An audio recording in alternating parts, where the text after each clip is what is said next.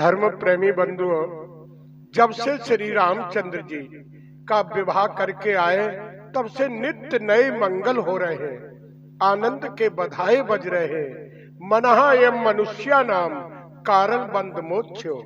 अवधवासियों की इच्छाएं बढ़ती जा रही हैं। अयोध्या का प्रत्येक व्यक्ति चाहता है कि हमारे जीवित रहते महाराज दशरथ राम जी को राज्य अभिषेक कर दें। सबके मन में इच्छाएं बढ़ती गई।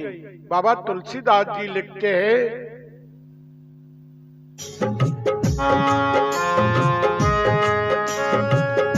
एक समय सब सहित समाजा, राज्यसभा रघुराज विराजा।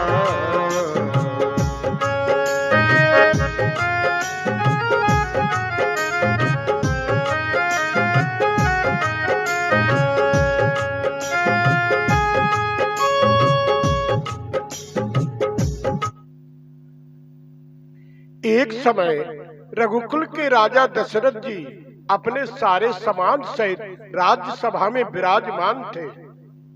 धर्म प्रेमी बंधु,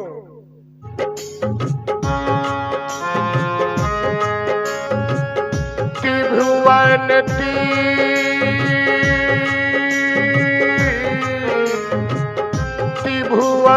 तीन काल जगमाई, भाग दशरथ समुदाय।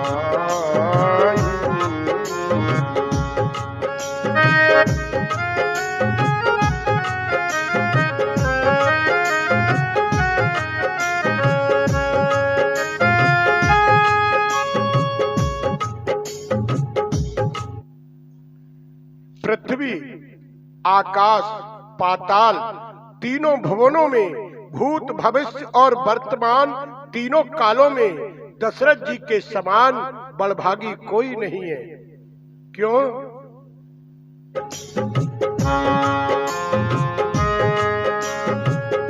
मंगल मूल राम दुख जातु, जो कछु कही ये थोर सबुता।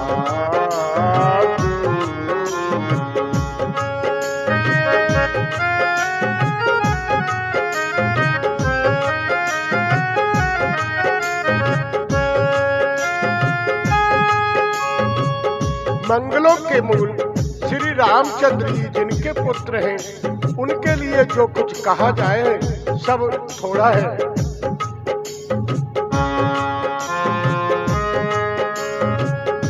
राई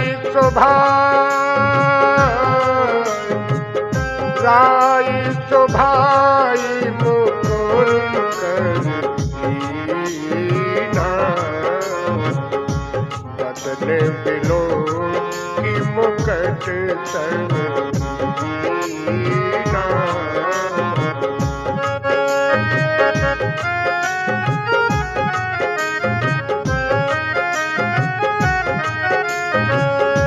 श्रवण समीप भई सतदीना, मनहु जरठ पनियत उपदेशा।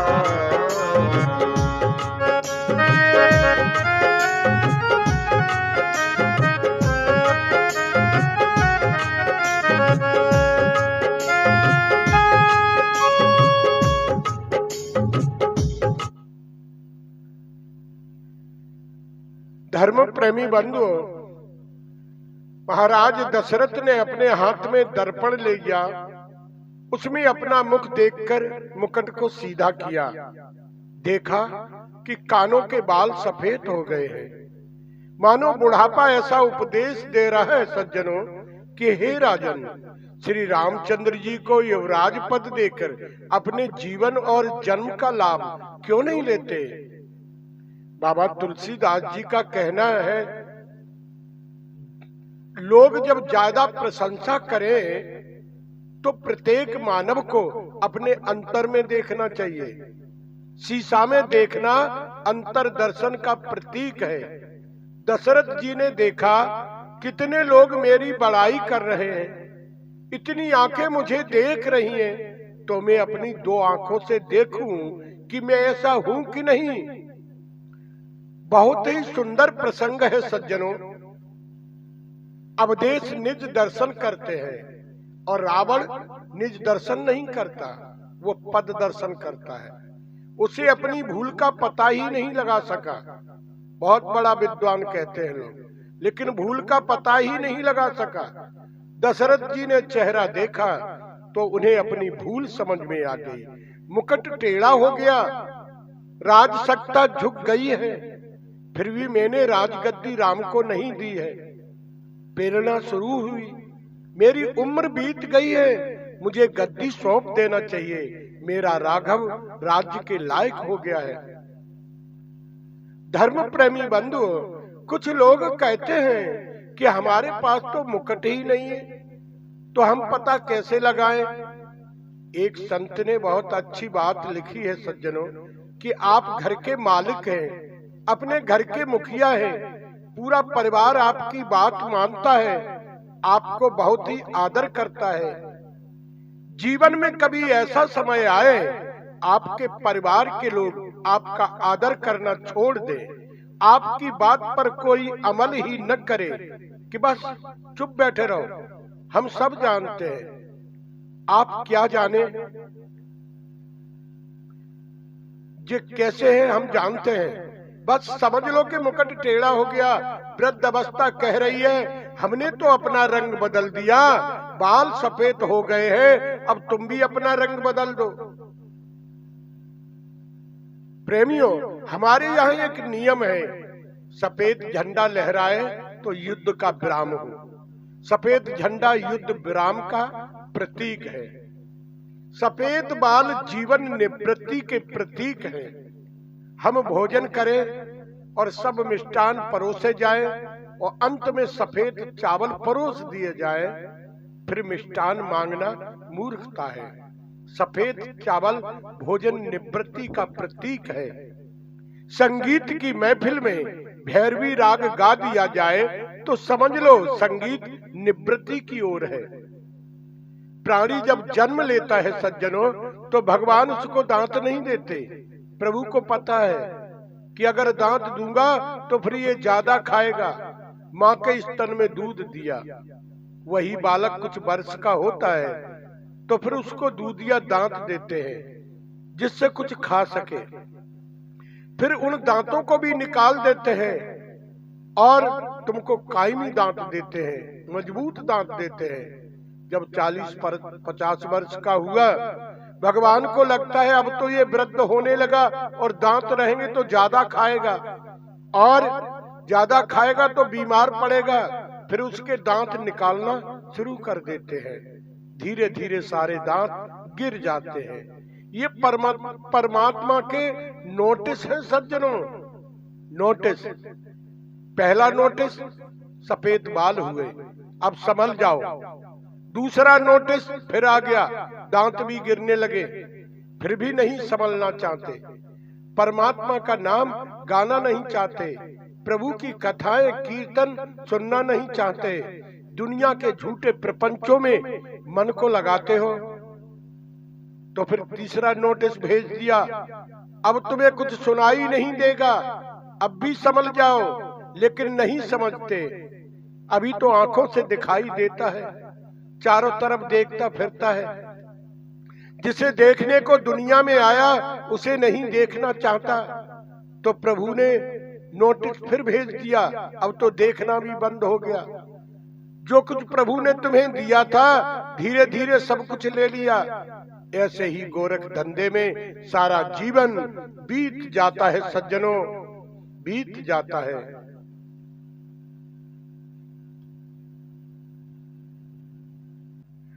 दांत नहीं तब दूध दियो, जा दांत दिए तो को अन्न दे।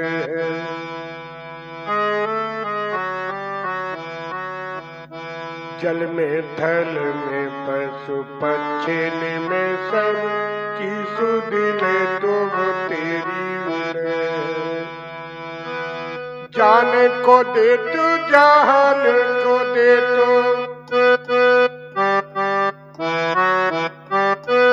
जान को दे तू जहान को दे तू अजान को दे तू तो दे है रे मन मूर्ख सोच करे क्यों सोच करे कछु काम न आए है रे मन।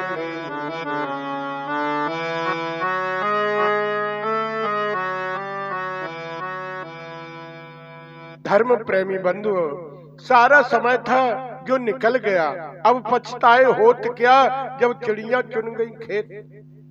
महाराज दशरथ सतर्क हो गए, मुझे राम को गद्दी देनी है। मन में संकल्प आया और सभा छोड़ दी। महाराज दशरथ से एक भूल हो गई। संकल्प तो आया लेकिन कुछ दिन विचारों में लगा दिए, विचारों में निकाल दिए, इसलिए राम राज्य 14 वर्ष पीछे चला गया। बाबा तुलसीदास जी कहते हैं कि निवृत्त का संकल्प जहां आए तो तत्काल निर्णय लेना चाहिए। कई दिन बीत गए। एक दिन महाराज गुरु वशिष्ठ जी के पास गए, गुरु को प्रणाम किया और कहा, गुरुदेव उतरता जाता है सिर से अब प्रेत जवानी का, देखिए सूखता जाता है यह अपना खेत जवानी का।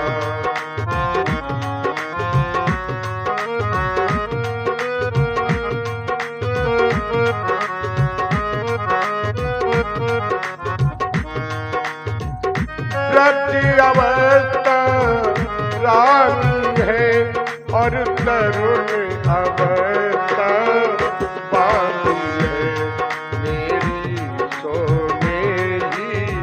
सोने में हो रही चांदी चांदी है। जब ब्रह्मचारी को खून किया,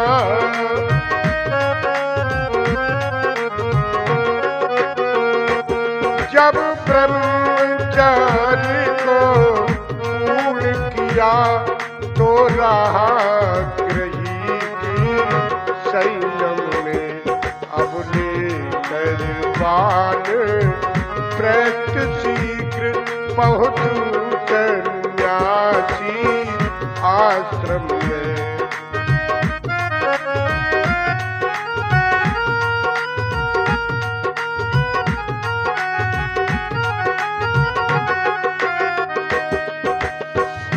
पिछले पुरखों के ही समान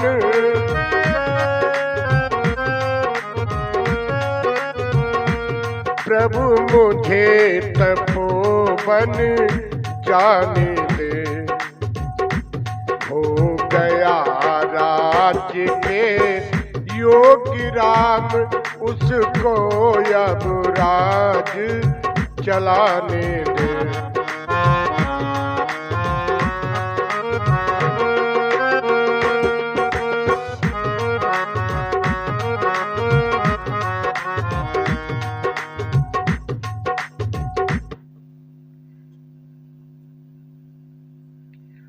महाराज दशरथ ने राज सत्ता देने का भाव वशिष्ठ जी के सामने रखा। उसी क्षण वशिष्ठ जी ने कहा, महाराज जल्दी करो, आप तो धन्य हैं महाराज, आपने जगत के कल्याण के लिए ऐसा विचार किया है। संत कहते हैं, कोई भी साधक गुरु के पास जाकर ये कहे कि जीवन राम को समर्पण करना है तो संत कहेगा जल्दी करो, मुहूर्त देखने की कोई जरूरत नहीं। वही आज वशिष्ठ जी ने दशरथ जी से कहा, हे राजन जल्दी करो। अब देश बोले, गुरुदेव राज्य अब से कब करे, हे राजन, जब तुम अपनी पूरी तैयारी कर लो उसी समय राज तिलक कर दो। राम को राज सत्ता सौंप दो, वही शुभ मुहूर्त है। इसका मुहूर्त निकलवाने की कोई जरूरत नहीं। धर्म प्रेमी बंधुओं, बात भी सच है। ईश्वर को समर्पित होने का कोई मुहूर्त नहीं होता। भक्ति तो जब शुरू कर दो वही मुहूर्त शुभ माना जाता है, वो समय मंगलमय बन जाता है। महाराज दशरथ ने कहा, गुरुदेव। बोले, हाँ, आज दिन रात में सारी तैयारी हो जाएगी, कल सुबह राज तिलक रखें। वशिष्ठ जी ने कहा, हाँ, कल प्रातः काल राम जी को राज सत्ता सौंप दो।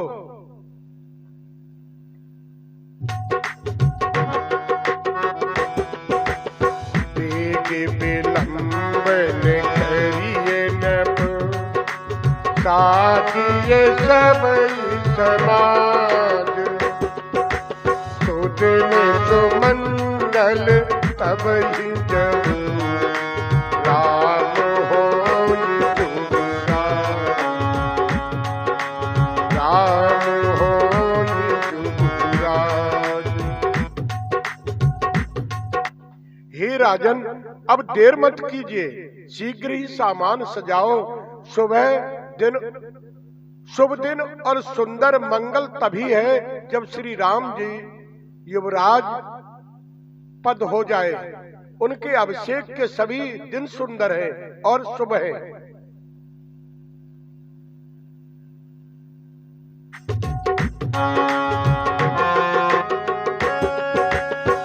मुदित महीपति मंदिर आए, सेवक सचिव सुमंत बुलाए।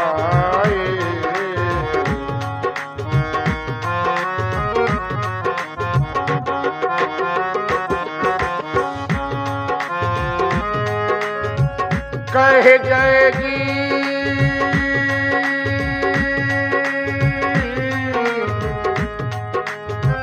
कही जय जीव शीश निभाए, भूप मंगल बचन सुनाए।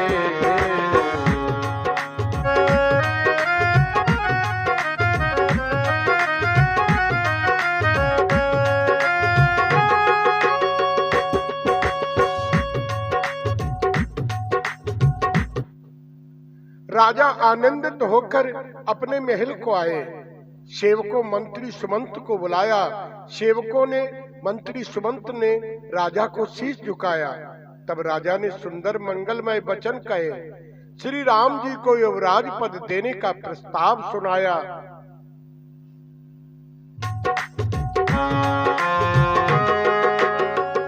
जो पंचही मत लागे,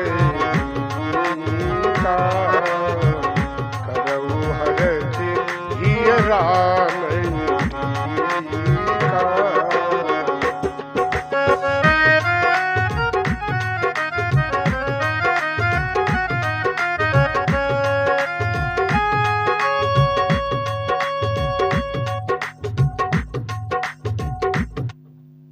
राजा ने कहा, जो पंचों को आप सबको यह मत अच्छा लगे तो हृदय में हर्षित होकर श्री रामचंद्र जी का राज तिलक कीजिए।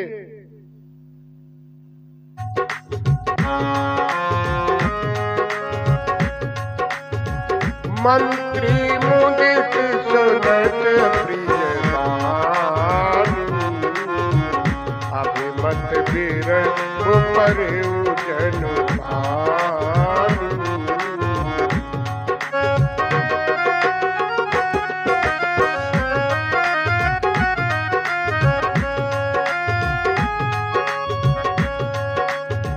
विनती सचिव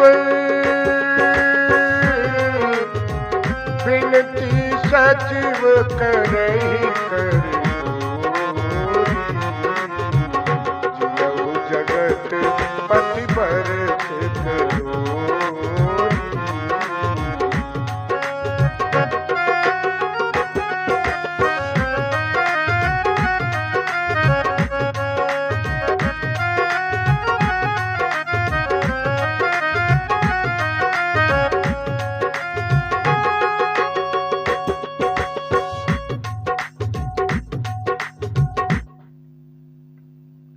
राजा की ऐसी वाणी सुनते ही मंत्री ऐसे आनंदित हुए सज्जनों, मानो उनके मनोरथ रूपी पौधे पर पानी पड़ गया हो।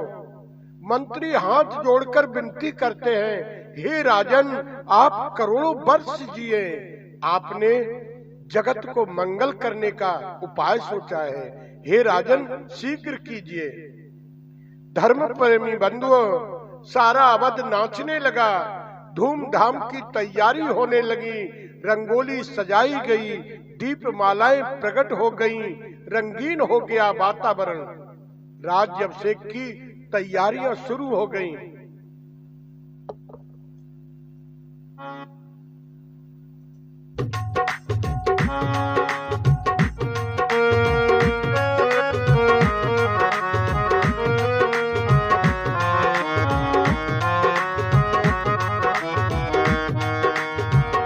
जय सिया राम, जय सिया राम, जय सिया राम, जय सिया राम।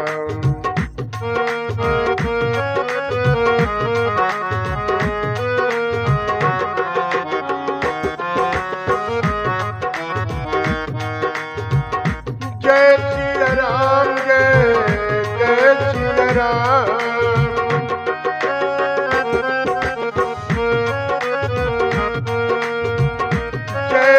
राम जय सिया राम।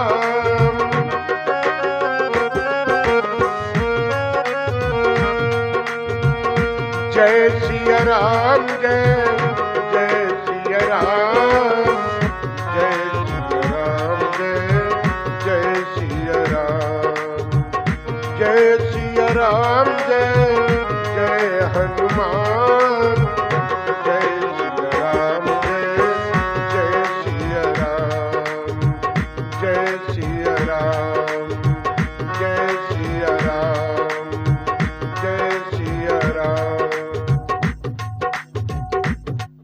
जय श्री कृष्णा, जय सिया राम।